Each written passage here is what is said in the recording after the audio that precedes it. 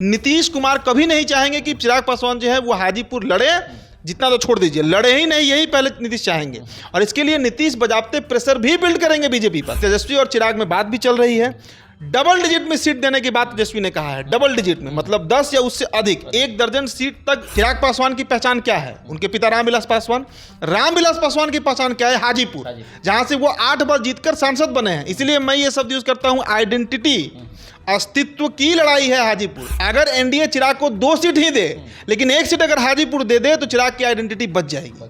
हाजीपुर कहते हैं ना कि नाक की लड़ाई है, हाजीपुर ईमान की लड़ाई है। ये अस्तित्व का लड़ाई चिराग पासवान लड़ रहे हैं। अगर 2024 में हाजीपुर चिराग नहीं लड़ते हैं तो आप मानकर चलिए उनका पॉलिटिकल हायरार्की जो है, जो उनका लेगेसी है, कोई ग्रीन सिग्नल अमित शाह की तरफ से चिराग पासवान को 26 जनवरी 2024 को नहीं मिला है।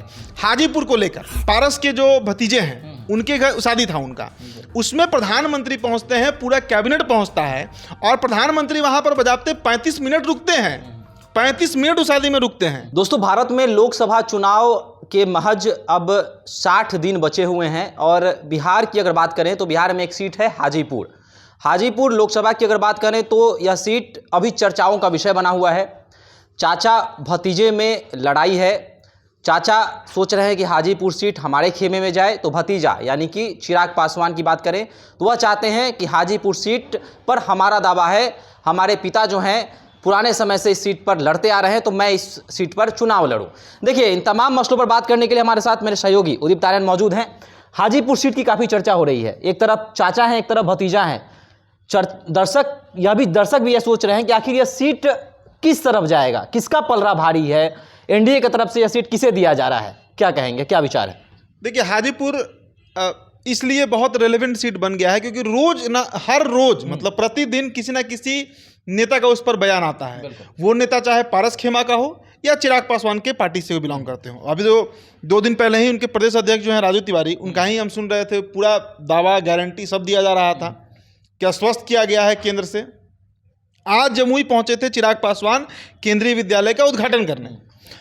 जमुई के केंद्रीय विद्यालय के उद्घाटन में चिराग पासवान ने हाजीपुर के केंद्रीय विद्यालय का जिक्र किया। उन्होंने कहा कि जिस केंद्रीय विद्यालय को हमारे पिता स्वर्गीय रामविलास पासवान ने हाजीपुर में खुलवाया था, आज वो बंद होने के कगार पे है, लेकिन वहाँ के स्थानीय सांसद को इससे कोई लेना देना नहीं है। ये बहुत बड़ा मैसेज है। आगे चिराग ने यह भी कहा कि जनता को बहुत सोच समझकर अपना प्रतिनिधि चुनना होगा कि किसको वो सीट मिलेगा और कौन उस पर वोटिंग करेगा। इसके अलावा अगर आप पशुपति कुमार पारस का आप कोई इंटरव्यू उठाकर देख लीजिए हाजीपुर पे, तो वो एकदम दावा ठोकते हैं कि हाजीपुर उन्हीं को मिलेगा। चिराग पिछले 8 महीनों से लगातार हाजीपुर दौरे पर हैं, हाजीपुर को लेकर आश्वस्त हैं कि वही चुनाव लड़ेंगे। सवाल उठता है कि आखिरकार किसको अमित शाह ने एश्योर कर दिया है। जनता भी यही जानना चाह रही है कि जो इतना मतलब प्रगाढ़ दावा किया जा रहा है हाजीपुर पर, चिराग भी कर रहे हैं, पारस भी कर रहे हैं, चाचा भी कर रहे हैं, भतीजा भी कर रहे हैं, दोनों लोग कर रहे हैं, तो अमित शाह ने किसी एक ही को ना ग्रीन सिग्नल दिया होगा। 2 लोग तो लड़ेंगे नहीं हाजीपुर से गठबंधन से। अगर लड़ेंगे दोनों लोग तो गठबंधन अलग हो जाएगा, या तो पारस चले जाएंगे महागठबंधन में या चिराग चले जाएंगे महागठबंधन में। देखिए, एनडीए गठबंधन जो नया स्वरूप बना नीतीश कुमार के आने के बाद 28 जनवरी 2024 को, उसके 2 दिन पहले चिराग पासवान की तस्वीर आई निकलकर सामने, जिसमें अमित शाह से वो बैठकर गंभीर मुद्रा का तस्वीर था, बातचीत हो रहा था। चिराग ने यह भी कहा कि हमने अपनी जो परेशानी है मेरी, वो हमने अमित शाह के सामने रखा है। अब आप समझिए कि क्या परेशानी हो सकता है। चिराग पासवान के पास, मैंने एक पिछले वीडियो में भी ये बात कहा था, आइडेंटिटी का लड़ाई है ये अस्तित्व का लड़ाई चिराग पासवान लड़ रहे हैं। अगर 2024 में हाजीपुर चिराग नहीं लड़ते हैं तो आप मानकर चलिए उनका पॉलिटिकल हायरार्की जो है, जो उनका लेगेसी है पूरा राजनीतिक का। चिराग पासवान की पहचान क्या है? उनके पिता रामविलास पासवान। रामविलास पासवान की पहचान क्या है? हाजीपुर, जहां से वो 8 बार जीतकर सांसद बने हैं। इसलिए मैं ये शब्द यूज करता हूं, आइडेंटिटी, अस्तित्व की लड़ाई है हाजीपुर। अगर चिराग को 6 सीट एनडीए दे भी दे, मिलेगा तो नहीं, 3 ही सीट मिलना है। उस कंडीशन में भी अगर हाजीपुर उनको नहीं मिलता है तो आप मानकर चलिए कि चिराग पासवान का जो एक लेगेसी है पासवान वोटर्स के बीच, वो लेगेसी खत्म हो जाएगा उनकी जाति के वोटर्स के बीच। और अगर पारस लड़े हाजीपुर, तो पारस फिर 2024 लोकसभा चुनाव के बाद एक सर्वमान्य नेता के रूप में स्थापित हो जाएंगे कि बिहार में पासवानों का लीडर कोई है। पासवान जिसे बिहार के जो जाति के मतलब टर्म है दुसाध भी कहा जाता है, उसके नेता जो है वो इकलौते पशुपति कुमार पारस हैं। ये लड़ाई है चिराग पासवान की। अगर एनडीए चिराग को 2 सीट ही दे, लेकिन 1 सीट अगर हाजीपुर दे दे तो चिराग की आइडेंटिटी बच जाएगी। हाजीपुर कहते हैं ना कि नाक की लड़ाई है, हाजीपुर ईमान की लड़ाई है। हाजीपुर आप समझिए मतलब उनके पूरे आगे जो आने वाला जो फ्यूचर का पॉलिटिक्स है अगले 10 साल 20 साल 30 साल के लिए, वो हाजीपुर है चिराग पासवान का, इसीलिए उनकी पार्टी इतना रिजिड है। लेकिन आपको बताएं कि अमित शाह से जो चिराग पासवान की बात हुई, उसमें अमित शाह ने कोई ग्रीन सिग्नल चिराग पासवान को नहीं दिया कि हम हाजीपुर आपको दे रहे हैं। कोई ग्रीन सिग्नल अमित शाह की तरफ से चिराग पासवान को 26 जनवरी 2024 को नहीं मिला है हाजीपुर को लेकर। और जो लोग ये चर्चा करते हैं कि पशुपति कुमार पारस को साइड कर दिया जाएगा, एक भी सीट नहीं मिलेगा, आप एक बात बताइए, अभी कुछ दिन पहले पारस के जो भतीजे हैं उनके घर शादी था उनका, उसमें प्रधानमंत्री पहुंचते हैं, पूरा कैबिनेट पहुंचता है और प्रधानमंत्री वहां पर बजाते 35 मिनट रुकते हैं, 35 मिनट उस शादी में रुकते हैं। ये क्लियर कट मैसेज है कि पारस को बीजेपी इंटरटेन कर रही है और 2024 लोकसभा में भी करेगी और 2024 लोकसभा के बाद भी करेगी। पारस की मजबूती का एक और फैक्टर है बिहार में शुभम, नया एनडीए गठबंधन जो तैयार हुआ 28 जनवरी को, नीतीश कुमार जो हैं वो सबसे बड़े पैरोकार अभी पारस के बन चुके हैं। आप बताइए ना, सरकार बनती है उसके 2 दिन के बाद पशुपति कुमार पारस पहुंचते हैं सीएम हाउस, तस्वीरें सामने आती हैं, वो भी रहते हैं, प्रिंस पासवान भी रहते हैं। तो नीतीश कुमार का अगर बिहार में किसी नेता ने सबसे अधिक टांग खिंचाई किया तो वो नेता चिराग पासवान है।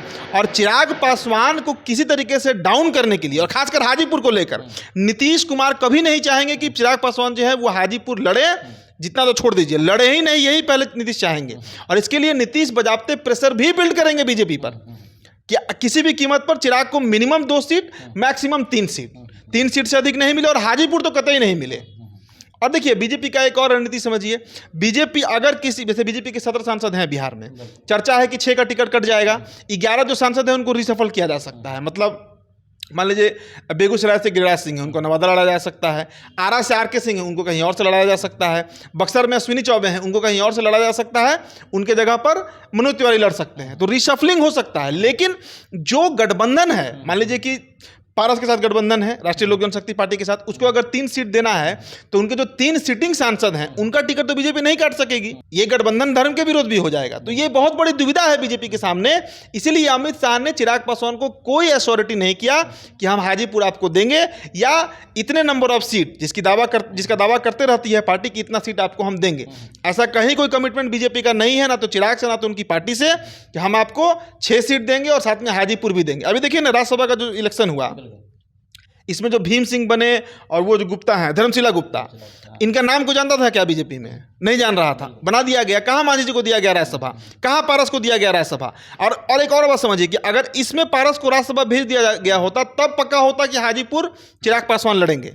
मतलब जो राज्यसभा का अभी नॉमिनेशन हुआ, इसमें अगर पारस को नॉमिनेट कर देती बीजेपी राज्यसभा के लिए, तब हाजीपुर पर कुछ चर्चा भी होता कि हाजीपुर बीजेपी चिराग के लिए सिक्योर कर दी, खाली करा ली। लेकिन वो भी नहीं हुआ, तो आखिरकार कैसे माना जाए कि हाजीपुर को लेकर बीजेपी चिराग को लेकर सीरियस है? कतई सीरियस नहीं है। और अब तो नीतीश कुमार का फैक्टर इतना बड़ा जुट गया है कि अब चिराग के लिए राहें और मुश्किल हो गई हैं। इसीलिए लगातार हम ये खबर चलाएं और लगातार अन्य चैनल भी ये खबर चलाया कि चिराग पासवान तेजस्वी के साथ जा सकते हैं, क्योंकि ये आरजेडी के बहुत तगड़े जो सोर्सेज हैं उनसे ये खबर आता है कि तेजस्वी और चिराग में बात भी चल रही है। डबल डिजिट में सीट देने की बात तेजस्वी ने कहा है, डबल डिजिट में, मतलब 10 या उससे अधिक, 1 दर्जन सीट तक। देखिए तेजस्वी की पार्टी के पास अभी सांसद 0 हैं, सांसद हैं कहाँ तेजस्वी की पार्टी में कि किसी का टिकट सीट काटना पड़ेगा? 0 है। वो 5 भी दे सकते हैं, 10 भी दे सकते हैं, 15 भी दे सकते हैं चिराग को। कम से कम अगर सीट नहीं भी जीतेंगे तो बड़ा नुकसान वो एनडीए को कर सकते हैं। और नीतीश कुमार को भी ये बात समझना होगा, बीजेपी को भी ये बात समझना होगा कि अगर चिराग उधर चले गए महागठबंधन में, तो ये तो मानकर चले कि जो 5-6% वोटर्स हैं वो उनके साथ जाएंगे ही जाएंगे। वहाँ पर एमओआई का समीकरण पहले से है मुस्लिम यादव का, उसमें अगर दलित भी जुड़ जाए, पासवान भी जुड़ जाए, तो हर लोकसभा सीट पर 25-50 हज़ार का 1 लाख तक का नुकसान, जो खेल 2020 विधानसभा में चुना हुआ था, वो खेल फिर से बिहार में रिपीट चिराग पासवान कर सकते हैं। तो अभी सीट को लेकर देखिए अगले 15 से 20 दिनों में सब फाइनल हो जाएगा। अभी आप देखिए ना कि पूरी लोजपा जो है प्रदेश अध्यक्ष हों, राष्ट्रीय उपाध्यक्ष हों या खुद राष्ट्रीय अध्यक्ष, चिराग आज पटना आए हैं, कल फिर दिल्ली रवाना हो जाएंगे। उपेंद्र कुशवाहा की पार्टी को देखिए, सभी लोग दिल्ली में बैठे हुए हैं। दिल्ली में बैठने का कारण वही है सीट, कि हमको इतना सीट चाहिए और फलाना सीट चाहिए। सीट को जैसे कि उपेंद्र कुशवाहा की पार्टी में काराकाट पर एकदम रिजिडिटी है, काराकाट हमको चाहिए ही चाहिए। सीतामढ़ी पर है, हालांकि सीतामढ़ी मिलेगा नहीं, वहाँ से देवेश चंद्र ठाकुर ही लड़ेंगे। लेकिन सीटों को लेकर भी जो है वो बहुत पेच फंसा हुआ है। तो यही कारण है कि बीजेपी अभी किसी को अश्योर नहीं किया, लेकिन अगले 15 दिनों में जो पिक्चर है वो पूरी तरीके से क्लियर हो जाएगी कि चिराग कहाँ रहेंगे। चिराग को लेकर इसलिए भी संशय है क्योंकि बार बार ये खबर आता है कि उनकी बात तेजस्वी से चल रही है, और ऑन कैमरा उन्होंने एक्सेप्ट भी किया है कई बार कि लालू जी हमारे अभिभावक जैसे हैं, हमारी बात भी टेलीफोन पर होती है उनसे, तेजस्वी छोटे भाई जैसे हैं, 8 साल छोटे हैं भी तेजस्वी उनसे। तो कई फैक्टर्स हैं। अब कहाँ चिराग रहेंगे, देखिए एक बात तो स्पष्ट तौर से मेरा अपना मानना है कि चिराग 3 सीट पर भी कॉम्प्रोमाइज़ कर जाएंगे, वो 2 सीट पर भी कॉम्प्रोमाइज़ कर जाएंगे, लेकिन हाजीपुर पर कॉम्प्रोमाइज चिराग नहीं करेंगे, और करना भी नहीं चाहिए उनको। सवाल ये भी है कि लोकप्रियता की ग्राफ की बात की जाए तो पारस से अधिक हाजीपुर में, जैसा कि हम लोगों ने भी पब्लिक ओपिनियन किया, केंद्रीय विद्यालय का जो मुद्दा आया, पब्लिक का झुकाव, जनता का झुकाव चिराग की तरफ ज़्यादा है, लेकिन एनडीए जो है, एनडीए का झुकाव पारस की तरफ है। तो क्या एनडीए को नुकसान नहीं होगा? 6-7% दलित वोटर हैं, और हाजीपुर सीट अगर चिराग को नहीं मिलता है तो पूरे बिहार में संदेश जाएगा, दलित वोटर क्या एनडीए से नाराज हो जाएंगे? देखिए हाजीपुर के अगर आप जाति समीकरण पर जा रहे हैं कि जाति समीकरण के अनुसार वोटिंग हो अगर, तो ये बात आप मान कर चलिए कि वहाँ पर सबसे अधिक राजपूत और यादव वोटर्स हैं। हाजीपुर में यादवों की बहुत बड़ी संख्या है, राजपूत वोटर्स हैं। पासवान वोटर्स वहाँ पर उतने हैं नहीं, क्योंकि वो सीट रिजर्व कर दिया गया, इसलिए वहाँ से रामविलास पासवान लड़ते रहे। और रामविलास पासवान सिर्फ पासवानों के नेता नहीं थे, उनको फॉरवर्ड जाति लॉबी जो है बिहार का, वो भी बहुत पसंद करता था, और चिराग को भी करता है, चिराग को भी करता है, इस बात से हम इनकार नहीं करेंगे। और खासकर तब से जब से वो एनडीए में आ गए हैं। लेकिन अगर पशुपति कुमार पारस लड़े हाजीपुर से, देखिए पशुपति कुमार पारस के पास जो सबसे बड़ा फैक्टर है वो चुनाव लड़ने और लड़वाने का एक्सपीरियंस बहुत ज़्यादा है चिराग पासवान से। कहा जाता था कि हाजीपुर से सिर्फ नॉमिनेशन करने पहुंचते थे रामविलास पासवान, बाकी बूथ मैनेजमेंट तक का काम पशुपति कुमार पारस करते थे।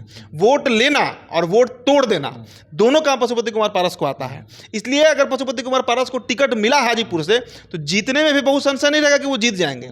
लेकिन वही होगा कि फिर बहुत, हाँ अगर ये हुआ कि पारस एनडीए से लड़ गए और चिराग महागठबंधन से जाकर लड़े, तब कांटे की टक्कर हो जाएगी, क्योंकि तब वोटर्स के बीच तय करना होगा कि वोट देना किसको है। एक तरफ एनडीए है, पारस फैक्टर नहीं है, एनडीए, और दूसरी तरफ चिराग का अपना चेहरा हो जाएगा।